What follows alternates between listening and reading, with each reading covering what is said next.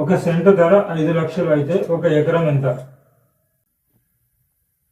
Solution. ఒక cent అంటే మనకు 5 లక్షలు. సో ఒక ఎకరం అంటే 100 సెంట్లు. ఇప్పుడు ఒక సెంటు 5 లక్షలు అంటే 100 సెంట్లకి 100 ఇంటూ 5 లక్షలు.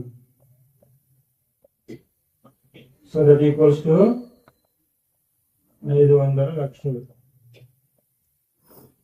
అంటే 5 కోట్లు. సో అప్పుడు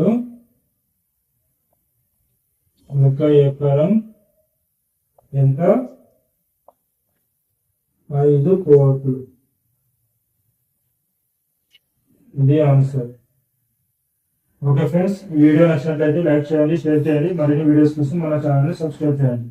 థ్యాంక్ యూ ఫ్రెండ్స్.